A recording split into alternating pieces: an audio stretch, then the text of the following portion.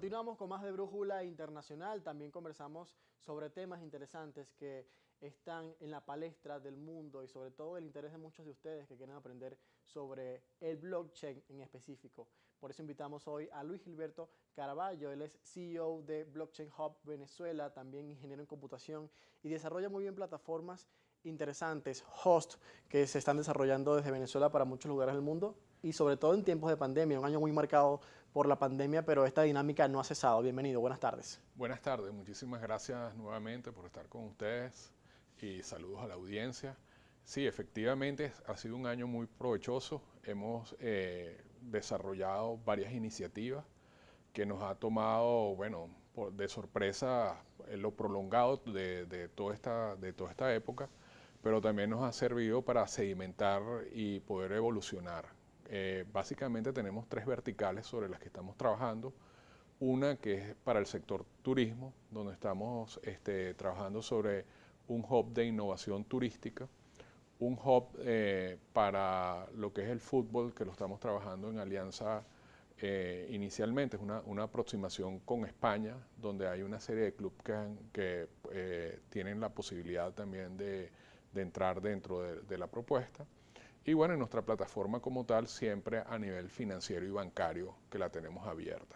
Pero más allá de eso, antes de que concretemos y podamos conversar sobre los proyectos que tienes actualmente, ¿cómo funciona el blockchain? Que es la base, diríamos, de la criptomoneda. Hoy en el mundo muy utilizada para que diversifica la economía de buena forma, sobre todo en los países desarrollados, pero también en los pequeños está funcionando muy bien y está siendo una alternativa ante los efectos de muchas crisis que están sucediendo en el mundo, aparte de la pandemia, también la económica, que no ha cesado en otros que ya tenían una recesión importante. Sí, bueno, el blockchain básicamente es una tecnología que corre en redes de forma distribuida, que lo que te permite es generar confianza, generar la trazabilidad y permitir que haya la posibilidad de que las transacciones queden grabadas y puedan ser accesibles, lo cual da una gran confianza. El tercero, que es el validador, que siempre había existido, desaparece porque la misma red y los mismos algoritmos, bajo lo que se llaman los algoritmos de consenso, se encargan entonces de dar la certificación. Una vez que certifica, entonces ya la transacción es tomada como válida y entra a formar parte de un libro mayor, que es como un libro contable, un libro que no se puede modificar. Eso garantiza, por otro lado, que la vulnerabilidad en cuanto a la capacidad de hackeo o lo que son los hackers, pues que vulneran y distorsionan, es imposible porque generalmente estos algoritmos trabajan de forma distribuida. Entonces, trabajar simultáneamente en los diferentes nodos es imposible hacerlo. Y para pasar al siguiente paso, que sería la concreción de las criptomonedas, un sistema hoy en día muy utilizado, ¿cómo se llega a eso? A través del blockchain, que sería la base. Sí, bueno, todas las tecnologías tienen sus propios algoritmos y forman parte de los white papers. Cuando salió Bitcoin, Bitcoin lanza su white paper y ahí está entonces la tecnología. Actualmente los programadores en blockchain son gente muy especializada y ganan mucho dinero. Nosotros queremos, a través de lo que es el Blockchain Hub Venezuela, poder instaurar aquí en Venezuela una escuela donde puedan abrirse formaciones importantes. Y bueno, y con ellos hemos estado también en contacto con algunas organizaciones que tenemos en alianza, que también han tenido las iniciativas de ir trabajando esos aspectos de cómo poder eh, meter a las universidades, a las instituciones, a todos aquellos jóvenes que de alguna manera tienen las inquietudes de trabajar sobre la tecnología blockchain ya desde el punto de vista técnico. ¿Cómo está la formación de este elemento, este sistema en el país, en Venezuela? ¿Hay formación importante? ¿Hay gente capacitada para manejar estos sistemas y de alguna forma dinamizar lo que sería el aparato económico, pero también enseñar a mucha gente a utilizarlo? Sí hay iniciativas, pero realmente hay un rezago de muchos años. Eso es importante decirlo. Y nosotros para poder mitigar ese rezago tenemos la representación de una tecnología que viene de Australia, Singapur, la India, que ya es una plataforma probada, que es una tecnología Consult 360 de un grupo de especialistas que en los actuales momentos y aprovechando todo lo que es la pandemia, se está instalando en un país africano con bastante éxito, y eso ha permitido generar nuevos servicios y nuevas posibilidades que nosotros podemos exportar para nuestros países, para Latinoamérica, que es parte de lo que nosotros estamos proponiendo a través de estas alianzas y a través de estos hubs que me gustaría conversarte. Sobre eso vamos a estar hablando en la próxima parte. Hoy conversamos con Luis Gilberto Caraballo, CEO de Blockchain Hub Venezuela. Tienen proyectos importantes, sobre todo educativos, en el área del turismo, también del deporte y en las finanzas. Muy importante estos tres elementos, estas tres vertientes. Hacemos un corte comercial y ya regresamos con mucho más de Brújula Internacional. Continuamos con más de Brújula Internacional. Hoy hablamos de blockchain, también de criptomonedas, pero el blockchain sobre todo porque es la base de este sistema importante, muy dinámico hoy para el mundo que vivimos. Ya estamos hablando con Luis Gilberto Caraballo, CEO de Blockchain Hub Venezuela. Hay unos hubs que están desarrollando precisamente, pero ¿qué es el hub de innovación, que es del que ustedes parten en este momento? Bueno, el hub de innovación de turismo está, vamos a decir, definido como un espacio donde coexisten diferentes organizaciones del sector académico, del sector turístico, de financiero, comercial y de asociados, entre ellos también, por supuesto, el gobierno y la banca, pues, que van a permitir generar una serie de elementos que van a organizar esa plataforma, una plataforma para el lanzamiento de proyectos turísticos cuya principal dirección es la innovación. Y bueno, nosotros tenemos un respaldo importante de nuestro nodo principal que está en Israel, desde donde vienen todas estas metodologías y métodos que van a apalancar los procesos de transformación de la innovación, que es uno de los procesos claves, porque no solamente es dar a conocer un proyecto, sino es acompañar el escalamiento del proyecto en cada una de sus fases. No solamente fortalecerlo desde el punto de vista financiero, sino fortalecerlo para que te pueda adquirir y tener las herramientas suficientes para que sea lo suficientemente competitivo para ir a los mercados nacionales, los mercados regionales y los mercados internacionales.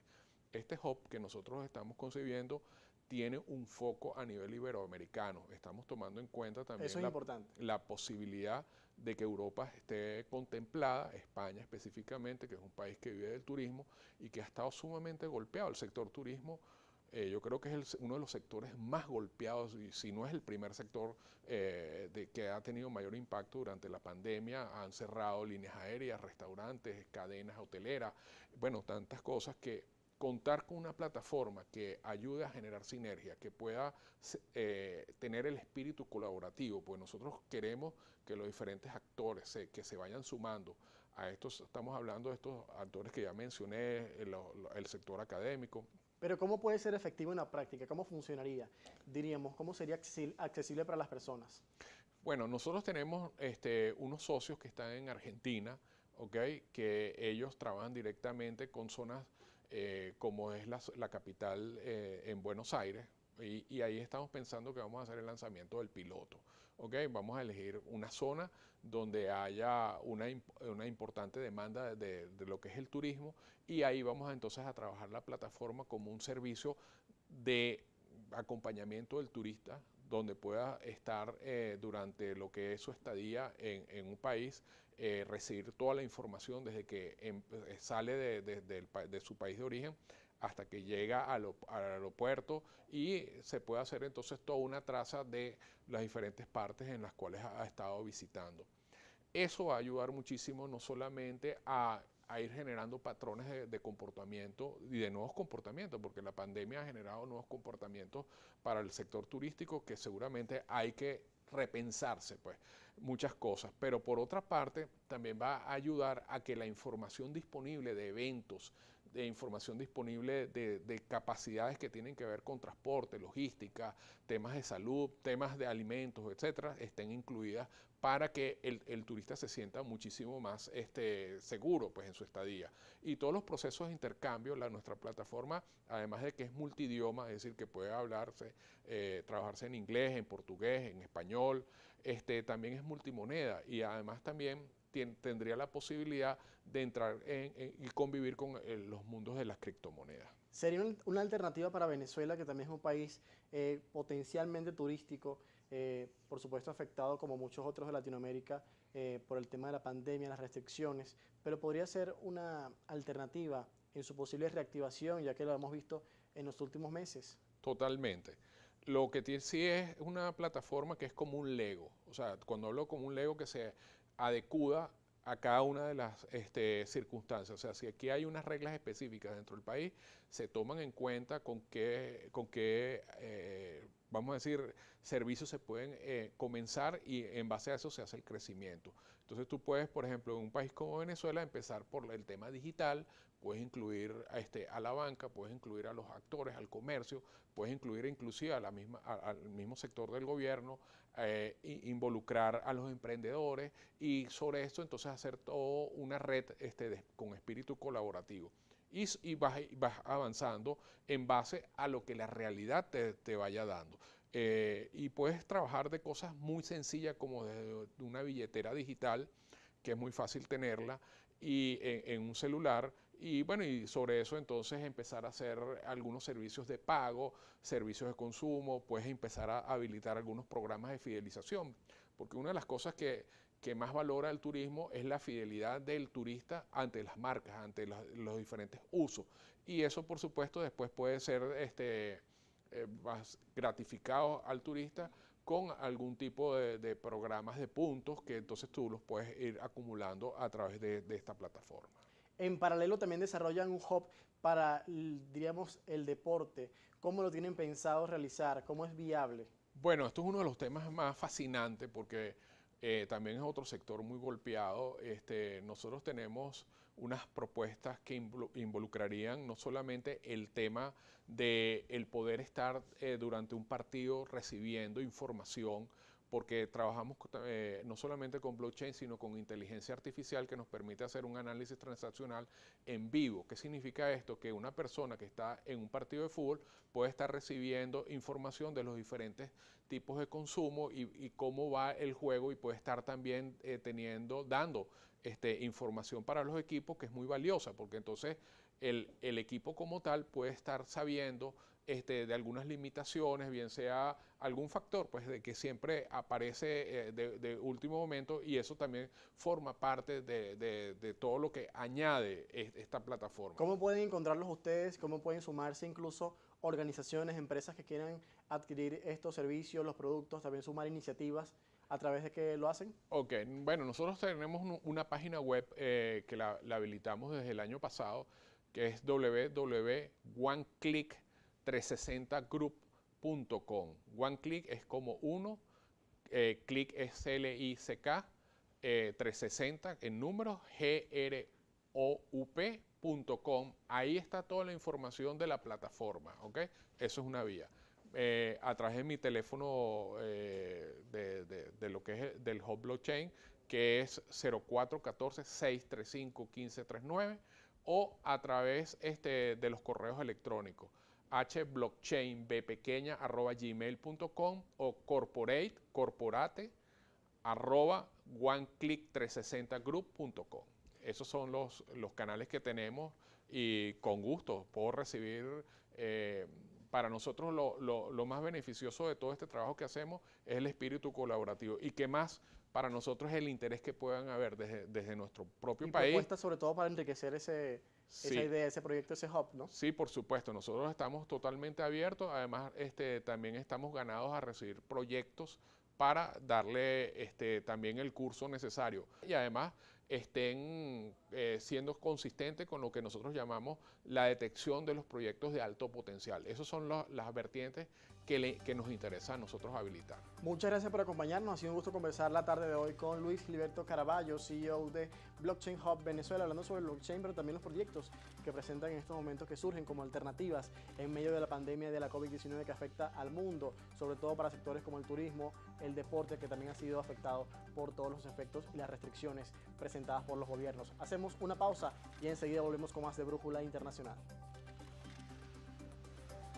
La pandemia no solo ha alterado los sistemas de salud del mundo, sino también la economía, sobre todo en potencias importantes. Primero, el continente europeo, muy afectado por las restricciones, los altos índices de contagio, tasa de mortalidad, pero también luego Estados Unidos, que se convirtió en el epicentro de la pandemia en todo el globo. Y por eso también define y afecta economías importantes de otros continentes y, por supuesto, del mundo, por ser la potencia económica y mundial más predominante. Conversamos hoy con Ignacio Sánchez, él es abogado especialista de negocios internacionales, para hablar sobre ese recuento importante, fundamental para estas fechas, sobre cómo progresaron los mercados bursátiles, cómo reaccionaron ante los efectos, las restricciones que hubo en el resto del mundo. Buenas tardes, bienvenido. Muchísimas gracias, José Enrique. Gracias por invitarme una vez más a esta nuestra casa. Por supuesto, siempre muy citado porque el criterio sobre todo es importante, manejarlo con objetividad, también hacer el recuento que nos ocupa en la tarde de hoy. Pero ¿cómo comenzó todo? ¿Cómo comenzó el comportamiento de los mercados? ¿Cómo reaccionaron ante las restricciones mundiales que se presentaron por la pandemia? En el último trimestre del año pasado, 2019, surge el COVID-19, surge el primer brote en Wuhan, en China. China comienza a alarmarse. Nosotros comenzamos hace ya un año aproximadamente a ver videos de algo que parecía casi imposible que se fuera a propagar por el resto del mundo. Y los mercados financieros, sobre todo los norteamericanos, habían reaccionado de una manera muy bien, venían dando un rendimiento increíble. Los índices más importantes como el índice de Nasdaq, el índice del Dow Jones, es decir, sector industrial, sector tecnológico, y el S&P 500, que es un índice de las 500 empresas más representativas del mercado norteamericano, venían dando un rendimiento de casi el 30%. En esta administración, ya que va a pasar prácticamente la de Donald Trump, los mercados financieros habían crecido muy bien. Él había ejercido una política proteccionista muy positiva para las empresas norteamericanas, para el sector comercial norteamericano, y eso lo estaban replicando los mercados financieros. Pero en el primer trimestre, tal como tú bien lo dijiste, José Enrique, el virus se comienza a propagar por todo el mundo, llega a Italia, llega a España, y ahí salta casi que inmediatamente a Nueva York. Y la cosa se puso, bueno, cambió totalmente, la cosa se puso terrible. Un impacto alarmante, ¿no? Para todas las economías, para los sectores, las bolsas, sobre todo un cierre histórico en Estados Unidos. Quiero que nos hables de eso, qué significó para la economía mundial y para el mundo. Bien, llega el COVID a sitios, por ejemplo, como Nueva York, que fue terrible, la tasa de mortandad. Primero, ningún país en la humanidad estaba preparado para esto. Quizás los países de Latinoamérica, de esta parte del globo, habíamos visto ya cómo las tasas, el incremento, la pandemia, la propagación, la tasa de mortandad había aumentado y se tomaron a tiempo medidas higiénicas con la finalidad de prevenir el virus. Los mercados financieros en los meses de marzo y abril tuvieron una ruptura y un crack que desde antes, incluso desde antes del 2008, que como recordemos vivimos la ruptura de los sectores financieros por las hipotecas subprime, las hipotecas basura en los Estados Unidos, que causó un crack. Bueno, esto ha sido algo La gran recesión. La gran recesión, la del 2029, incluso dicen que los impactos, el impacto y los resultados que va a dejar el COVID en la humanidad, en muchísimos sectores comerciales donde el tejido empresarial se rompió. Recordemos que todavía estamos tratando de reactivar, claro, ya han pasado 6, 7 meses y estamos tratando de reactivar la economía y los mercados parecieran que comienzan a ajustarse, pero también recordemos que estamos ante la segunda oleada y se espera una segunda y una tercera oleada, que es normal, las 3 fases dentro de una pandemia.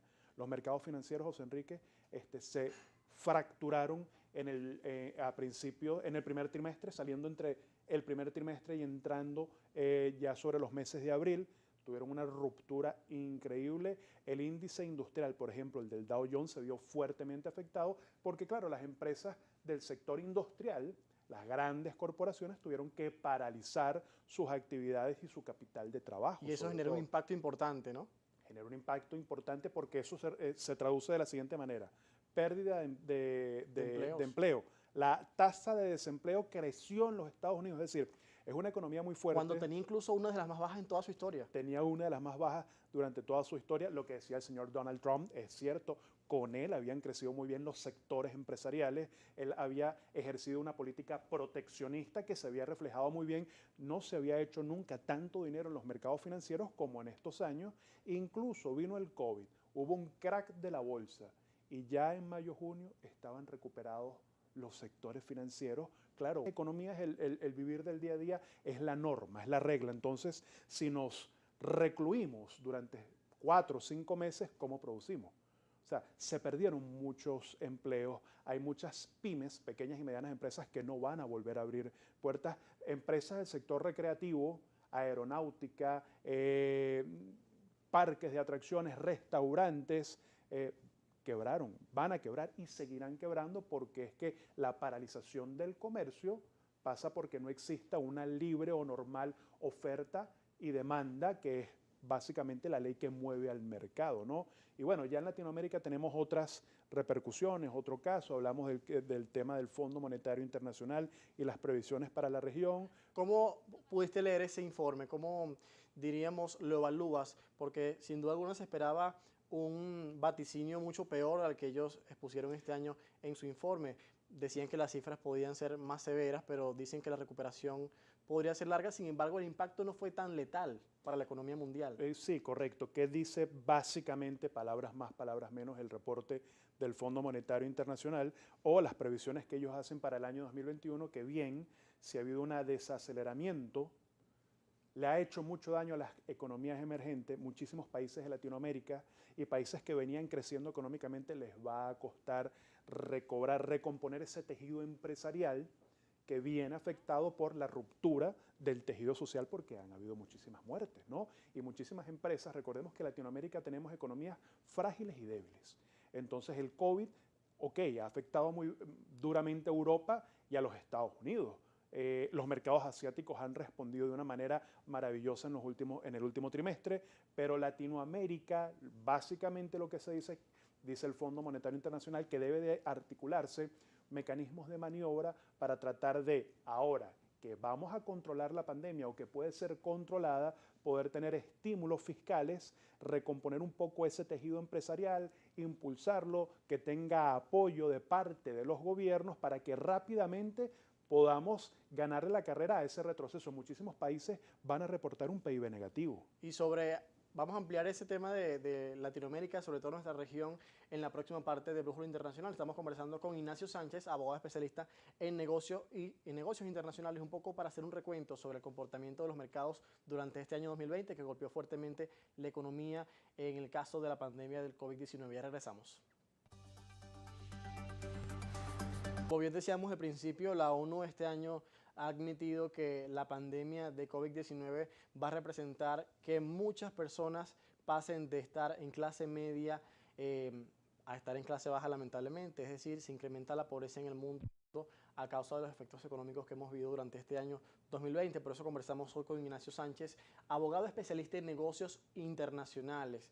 Importante y pertinente es menester hablar sobre el tema económico en nuestra región, por ser el continente más desigual de todo el mundo frente a África y sobre todo porque hemos tenido tasas de mortalidad mucho más altas que este continente, que sigue estando vulnerable y sigue siendo el más pobre, pero no deja de estar, diríamos, en peligro Latinoamérica. ¿Cómo ha sido el efecto para la región? Bien, en Latinoamérica los efectos del COVID vinieron 1 o 2 meses después, sobre abril-mayo es cuando comienzan a crecer las tasas. Se decía que para verano el COVID iba a bajar por las condiciones climáticas, tropicales, caribeñas, y eso no fue así. Pasó. De hecho, recordemos que en Ecuador fue terrible, en Brasil, y todo se debe porque no se tomaron previsiones que quizás en Venezuela sí se tomaron. A tiempo. Tomaron previsiones a tiempo, sí, las cosas hay que decirlas como son. Sí se tomaron, pero ya nosotros veníamos en Venezuela teniendo la peor estructura económica de toda la región. Es decir, a nosotros el impacto del COVID nos afecta, claro que nos afecta, pero nosotros tenemos muchísimos años de retroceso económico, de una merma por ejemplo, en la producción petrolera, en los niveles de exportación. Ahora bien, hiperinflación ya, desde hace sí, varios años. hiperinflación. Ahora tenemos un drama increíble con el tema de la tasa de tipo de cambio del bolívar frente al dólar que crece rampante. Dolarización de facto también. Hay una dolarización de facto, qué bueno que lo dices, porque eso ha traído muchísima confusión en la población. Incluso están hablando de que vamos a aceptar el dólar como moneda de uso. No, hay unos temas constitucionales, jurídicos que prohíben eso, que lo prohíben, y para que nosotros podamos llevar a cabo una dolarización debemos de entrar en una conversación con la Reserva Federal Norteamericana, que es la que imprime dólares, y hasta donde sabemos hay un proceso de sanciones y un proceso donde hay rupturas diplomáticas, comerciales y de todo tipo con el gobierno de los Estados Unidos. Además de que eso tiene que ser pasado a través de una consulta popular que apruebe una reforma constitucional o una reforma parcial en el seno de la Asamblea Nacional que permita que la moneda de uso y forzoso legal ya no sea el bolívar y que sea el dólar. Nosotros creemos que eso no va a ocurrir nunca. Lo que sí entendemos es que hay una aceptación, una aceptación mayoritaria del uso del dólar, porque el venezolano busca preservar valor, pero todo eso ha sido también, José Enrique, causa de lo que ha traído el COVID. ¿Por qué? Porque Venezuela entró en un retargo, no solo Venezuela, muchísimos países entran en un retargo en el grueso del año 2020, y ahora que estamos tratando de aprovechar el último trimestre del año para producir, para que nuestras empresas puedan salir a flote, para que puedan de una u otra manera recuperarse fuentes de empleo que se habían perdido. Muchísimas personas pasaron necesidades en Venezuela, en Brasil, en países como Argentina, y bueno, ni hablar zonas indígenas, zonas fronterizas que reciben fuertemente el impacto. Bueno, el tejido económico ha estado este año visto muy duramente impactado por el tema COVID, ¿no? El caso de Argentina es interesante porque ellos han tenido una de las cuarentenas más largas de todo el mundo. Estamos hablando de un país también en recesión que ha pedido préstamos al Fondo Monetario Internacional. Eso ha impactado, por supuesto, a todo el país, a todos los ciudadanos, pero también a la región. Ha tenido efectos importantes. ¿Cómo podríamos describirlos? Sí, el tema de Argentina, hay una administración que hace muy poco, la del señor Fernández, acaba de tomar el poder. El gobierno ya tratando de contrarrestar un poco las políticas que el expresidente Macri había asumido, que era tilde un poco más de derecha, un empresario, busca ayuda en el Fondo Monetario Internacional para yo poder acceder a fuentes fuentes de financiamiento del Fondo Monetario Internacional. Debo de cumplir con un conjunto de normas, que es el programa estructurado, que son recetas que tratan de decirte, tú tienes que estructurar tu economía y corregirla de esta manera para que yo pueda irte pagando créditos. Entonces tú tienes que ir paulativamente pasando por un checklist para que yo pueda seguir dándote dinero. Eso le cuesta la presidencia al señor Macri. Argentina, con el tema de la paralización, del confinamiento, trató de hacer algo que no hizo Brasil.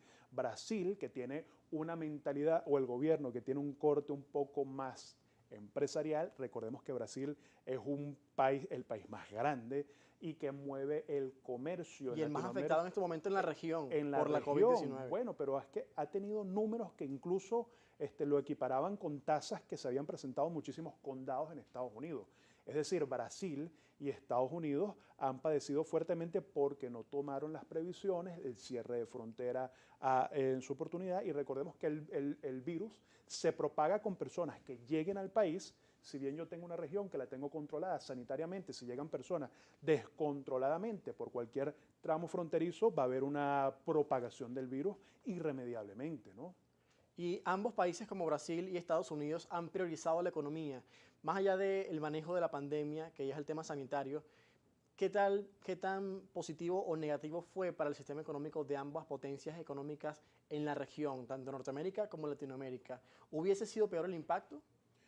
Hay que ponerse en los zapatos de estas dos grandes potencias, por así decirlo. Estados Unidos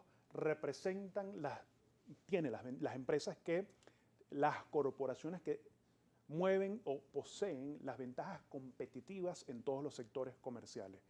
Brasil lo hace para esta región, es el monstruo comercial para Latinoamérica, entonces son países que no se pueden relajar mucho, sobre todo Estados Unidos, porque del otro lado tú tienes una potencia como China, tienes países como Japón, que ejercen una fuerte influencia comercial en el mundo y que si tú no estás a la vanguardia, hay espacios que estas grandes potencias venidas de los países asiáticos van a tomar indudablemente si los Estados Unidos se relajan. Entonces, aquí era la ambigüedad. ¿Es un juego de posiciones? Es un juego de posiciones, es un juego geopolítico. Es que todo es geopolítico y todo lo geopolítico va a incidir en la economía y en las finanzas. Todo está concatenado.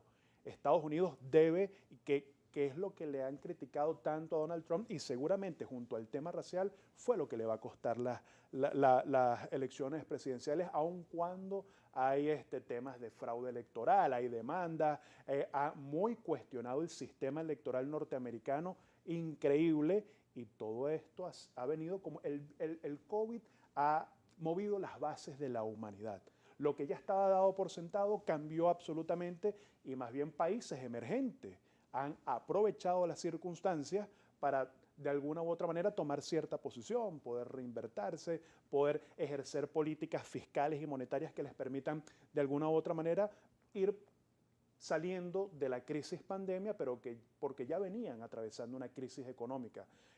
Donde se ve más el impacto en países que venían desarrollando unas excelentes políticas comerciales y financieras como Estados Unidos, Europa, Alemania, Francia, pues son países que están ahorita pasándola muy mal, ¿no? Ya tenemos que irnos, pero quisiera que antes de despedir, diríamos, hagamos un recuento de lo que podría ser lo que se espera en el próximo año 2021. Estamos a nada para iniciarlo. ¿Cuáles son las previsiones entonces económicas, comerciales y financieras para este año entrante?